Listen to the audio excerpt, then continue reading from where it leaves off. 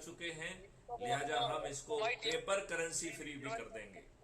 अब आप अनुमान लगाइए कि एक पेपर करेंसी फ्री भारत होगा तो भ्रष्टाचार संभव नहीं होगा, हवाला रैकेट संभव नहीं होंगे, भ्रष्टाचार संभव नहीं होगा, टुकड़े टुकड़े गैंग ऑपरेट करना, उनके लिए विदेशों से फंड आना भी जो है ना मुश्किल होगा,